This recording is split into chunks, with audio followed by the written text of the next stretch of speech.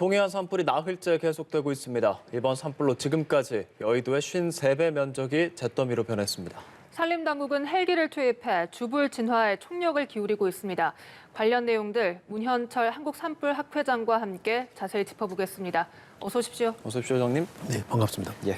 네, 동해안 지역 산불이 나흘째 이어지고 있습니다. 어제까지 주불 진화 작업을 마무리하겠다고 밝혔지만 쉽지 않은 상황인데 현재까지의 상황은 어떻습니까? 네, 지금 약 60% 정도 진화가 된 걸로 지금 보고가 되고 있는데요. 네. 지금 말씀하신 내용 중에 이제 주불 진화라는 말씀을 하셨는데 저는 계속 강조하는 것이 주불 진화라고 하면 뭔가 이렇게 대부분이 산불을 진화한 것처럼 느껴지기 때문에 용어를 좀 변경해서 주불 진화를 항공 진화로, 그다음에 잔불 진화를 지상 진화로 이렇게 바꿔서 해야 우리가 정확하게 산불을 인식할 수가 있다라는 말씀을 드리고 싶고요. 네. 아마도 모든 산불이 다 진화될 때까지는 한 10일 이상 시간이 걸릴 것이다. 이렇게 예측이 됩니다. 어제 사실 소방당국이 큰 어려움을 겪었던 부분이 이 바람 때문이었는데 오늘은 바람이 많이 잦아들었다 이런 관측이 있더라고요. 현재 어떤 상황입니까? 네, 이것도 좀 섣부른 우리의 예측이고요. 네. 지금 이렇게 산불이 커진 원인들 중에는 강한 강풍의 건조한 바람, 건조 강풍이 부는 시기인데 이게 예측할 수가 없습니다. 자꾸 바뀌는 문제, 그리고 바람의 방향이 바뀌는 문제들이 자꾸 나타나고 있기 때문에 어떻게 될지도 또 알 수가 없는 일이다. 이렇게 말씀드리고 싶습니다. 아까 말씀해 주신 주불이 이제 불머리라고도 하는 것 같은데 이게 잡지 못하는 가장 큰 원인이라고 하면 뭘까요? 그게 두 가지인데요. 하나는 바람입니다. 바람이 예. 불면서 불이 이렇게 앞으로 나아가지 않습니까? 이제 그렇게 앞으로 나아가는 선들이 쭉 이어지는 것을 우리는 화선이라고 얘기하고 또 이걸 주불이라고도 말을 합니다. 그래서 바람의 방향이고 두 번째는 경사도입니다. 경사도가 심한 곳일수록 큰 불이 나기 때문에 그 화선과 그 불의 방향이 커진다. 이렇게 얘기할 수가 있겠습니다. 네. 그래도 오늘 산림청의 오전 브리핑을 보니까 강릉 동해 산불은 오늘 오전 중에 이 주불 진화를 예상하고 있더라고요.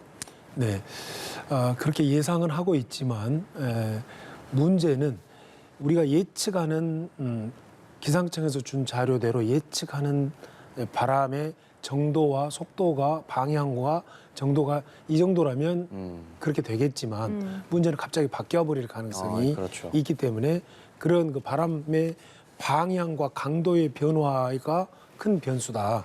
이렇게 얘기할 수 있습니다. 어제도 실제로 이제 주불 진화가 순조롭게 좀 진행이 되는 것 같다가 그렇습니다. 바람의 방향이 바뀌면서 어려움을 겪었잖아요. 그렇습니다.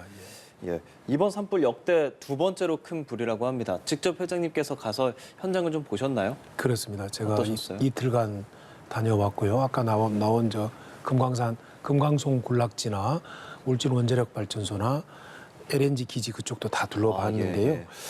지금 상황은 국가 위기 상황입니다. 이것은 그쪽에 몰려있는 우리 군사 시설들 그리고 우리 에너지 시설들, LNG 또 원자력 발전소 그리고 울진읍, 동해 이쪽에 우리 주민들의 그 생명과 재산을 대단히 위험하게 만들고 있기 때문에 이것은 국가 위기 상황이라고 판단이 되고요. 이것은 정말 총력을 기울여서 온 국민이 마음을 모아서 진두지휘하는 산림청을 도와서 이 위기를 극복해야 된다 이렇게 진단하고 싶습니다. 말씀해 주신 것처럼 이 울진 산불 처음 발화했을 때 가장 우려가 됐었던 부분이 하늘 원전 경계선까지 번지는 문제였잖아요. 그 부분이 현재로서는 좀 안전한 상황이 됐나요? 안전하다고 할 수는 있지만 또 문제는 정말 이건 비과학적인 말이라서 정말 말하기 어려운 건데요. 또 불씨가 살아납니다. 또 불씨가 살아날 가능성이 있고 또 바람의 방향이 그 원전 쪽으로 강풍이 불게 되면 또 위험한 상황이 올 수가 있어서 안심할 수가 없다. 이렇게 얘기할 수 있습니다. 네. 실제 2000년 이후 대형 산불 10개 중 8개가 동해안에 집중되고 있습니다. 이렇게 동해안에서 산불이 자주 발생하는 이유는 뭡니까? 동해안에서 봄철에 산불이 이렇게 많이 발생하는 이유, 또 특히 금년에 이렇게 강한 산불이 발생하는 다발적인 산불이 발생하는 이유는 동해안 쪽에 봄이면 건조한 강풍이 붑니다. 예, 아까 말씀. 건조한 강풍이 가장 큰 거고 그다음에 경사가 심하고 계곡이 많고 여기에 침엽수 중심의 숲의 단일 숲 구조 예. 이런 것들이 다각적인 원인이 되어서 대형 산불이 발생을 하고 있습니다. 네. 실제 이번 산불도 불을 끄기 위해서 100대가 넘는 헬기가 투입이 됐다고 하는데 헬기로 퍼올릴 물이 없어서 울진에서는 이 레미콘 기사들이 헬기에 넣을 물을 운반하기도 했다고 하거든요. 물 이외에 뭐 약재를 뿌린다던거나 이런 방법은 없습니까? 네, 물이 없는 이유는 지금 그쪽에 대단히 심한 가뭄이 그렇죠. 크고요. 예. 이번 또 산불이 이렇게 큰 이유도 예년과 좀 달리 다발적으로 크게 난 이유도 가뭄이 50일 이상 지속됐습니다. 예. 여기에 건조한 강풍이 붑니다. 자, 그런데 물 이외에는 그러면 방법이 뭐가 있겠느냐? 많이 있습니다. 네. 자, 일단은 가까이에 있는 바닷물을 쓸 수도 있는 방법이 있겠고 또 소화 약재나 이런 그 화재 연소가 지연되는 지연제 예. 이런 것들을 사용할 수가 있는데 문제는 워낙 지역이 광범위하다 보니까 지연제 살포는 지금 금강송 군락지 중심으로 예. 이렇게 할 수밖에 없고 또 소화 약재를 드론으로 살포를 하는 시범들을 산림청에서 지금 본격화하고 있는데 이건 역시 워낙 광범위하고 큰 산불이다 보니까 좀 이렇게 그 효과가 그렇게 강하지가 못하다. 그래서 아직까지는 물 살포 중심의 항공 진화다. 이렇게 얘기할 수 있는데요. 앞으로 이걸 더 다각화해야 되는 것이 과제입니다. 해외에서는 이렇게 큰 산불이 났을 때 산림 일부를 제거해서 방어선을 치기도 한다고 들었습니다. 우리도 이 방법을 쓸 수는 없는 겁니까? 네. 일부러 이게 맞불을 놓는다고 그럽니다. 이 맞불을 놓는 게 이게 산불이 타오면 연료가 있어야 불이 타지 않습니까? 예. 그럼 이 연료를 미리 반대편에서 태워버리는 거예요. 이게 맞불 작전이라고도 하고 또 다른 전문 용어로는 처방점화다. 이렇게 산림학에서는 얘기를 해요. 네.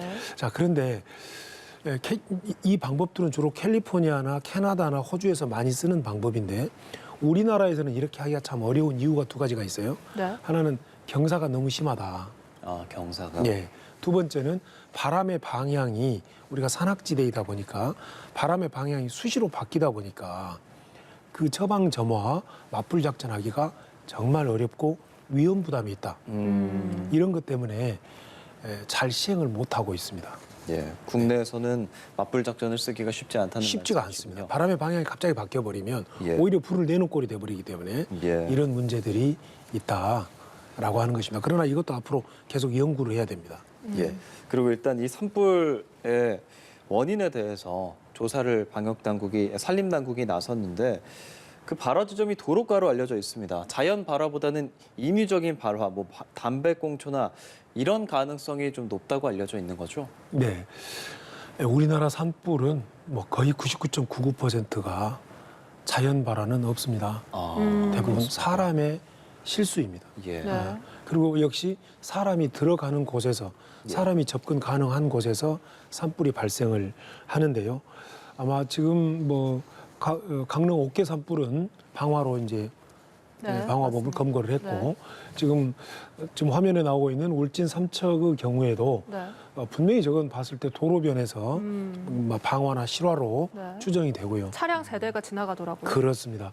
저것은 이제 담배꽁초가 원인일 수도 있지만 또 다른 시나리오로는 누군가가 저기에 예. 일정 시간이 지나면 발화가 될 수 있는 그 무언가를 놔두었다라고 하는 것도 추리를 해볼 수가 있는 거고 담배꽁초가 강풍에서 발화가 됐다라고 바라볼 수도 있는 거고 한 가지 분명한 것은 저것은 인위적인 그런 산불이다라고 네. 하는 측면에서 보면 우리가 보다 더 주변에 CCTV를 촘촘하게 해서 예. 발화자를 과학적으로 찾아내는 방법들을 구축해야 된다. 이렇게 생각이 됩니다. 실적으로 그 발화점을 원인을 찾는 게 가능합니까? 예, 우리 지금 산림과학원을 중심으로 한 산림청의 수많은 그런 과학적 산불 시스템으로는 충분히 산불의 원인을 찾아낼 수 있는 그런 기법과 이런 또 많은 그런 장비들이 있습니다. 아, 예, 예. 예. 자, 네. 그런데 문제는 그 산불을 야기한 사람을 확정할 수 있는 사진 같은 것들을 확보하기가 어렵다는 거예요. 산불이 어디에서 발생해서 어느 방향으로 갔다라고 하는 것은 분명하게 과학적으로 찾아낼 수 있는데 예. 그걸 누가 했냐? 아, 그 누가 했냐는 결국 CCTV가 잡을 수밖에 없다는 겁니다. 지금 그 시스템이 네. 미약하다는 거예요. CCTV 화면들을 봐도 연기가 살짝 나더니 한 5분 정도 지났나요? 그렇습니다. 정말 불이 순식간에 퍼지는 그런 것을 볼 수가 있었어요. 이 원인에 대해서 아까 말씀해 주셨던 뭐 발음의 영향도 있을 거고 경사가 심하다는 얘기도 계속 해주셨는데 네. 평지보다 경사가 심한 곳에서 산불이 더 크게 번지는 이유는 뭔가요? 네. 평지에서는 연료가 타올 때 이렇게 평면적 구조로 타오지만 예. 경사가 심한 곳에서는 밑에서 타는 그 화력이 예. 바로 위에까지 바로 영향을 줘버립니다. 예. 그래서 함께 타버린다는 거죠. 평지에는 순차적으로 아. 연소가 되지만 경사로에서는 동시에 함께 타버리는 겁니다. 그래서 화력이 엄청나게 세져버리고 불기둥이 세져버리고 그게 이제 바람 타고 비화 현상이 발생해서 확산이 더 대단히 촉진된다는 겁니다. 예.